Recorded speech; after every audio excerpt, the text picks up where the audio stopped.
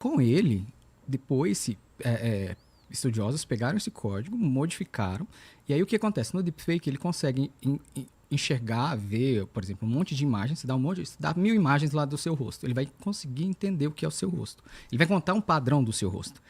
O que fizeram? Treinaram essa IA com exames de Covid, exames de imagem. Então, a Covid, ela dava uma mancha característica em determinado ponto. Uhum. Então, deu-se lá 1000 exames de pacientes que têm a Covid no pulmão. Ela encontrou um padrão naqueles 1000 exames e falou assim, não, esse padrão aqui é o que acontece na Covid. Então, quando você dava um resultado, um exame, ela conseguia, em tempo real, dizer ali, ó, isso aqui é Covid, isso não é, entendeu? Então, exames de imagens vão ficar muito mais aprimorados por causa da inteligência artificial. Eu falo, foi uma dádiva que a gente recebeu dos ETs. Dos ETs. Não, os ETs foram os cogumelos. Foi a gente... tem um lado muito ruim da inteligência artificial sendo utilizada, muita gente nem entende, mas em guerras com drones, sabe? Muito pesado. Mas vai ser um salto na tecnologia de saúde muito grande. Muito grande. Vocês não acham também que se a gente avançar muito na inteligência artificial, ela vai descobrir que o verdadeiro problema são os humanos? Aí é a famosa singularidade, né? A Skynet, né? É a singularidade. Você não acha que em algum momento ela vai perceber? Você acredita nisso? Eu acredito pra caramba, porque... Pela lógica da coisa, como a coisa funciona, né? Sejam indo até... Então, isso aí é a grande questão que a gente tem, né? Na verdade, é se ela vai chegar num momento que ela vai falar assim, pra que eu preciso ser humano, né?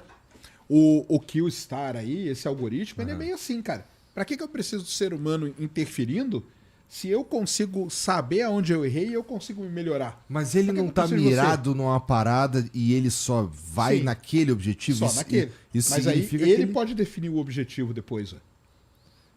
Entendeu? Mas a gente não precisaria ter que liberá-lo pra ele fazer isso? A gente não tem que dizer... assim? Dizer pro...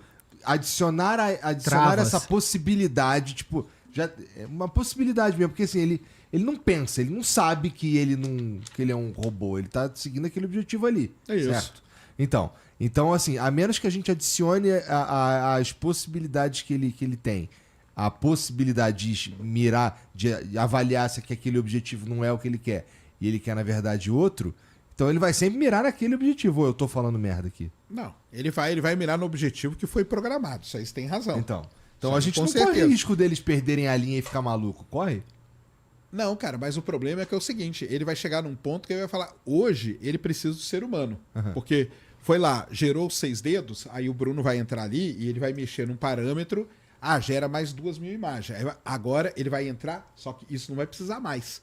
Porque agora ele vai saber, entendeu? Pô, gera o Igor em cima de um urso pra mim. Ele começa a gerar, ele fala, pô, esse urso não é bem assim e tal. Você não precisa mais interferir. Ele vai aprendendo e ele vai se corrigindo.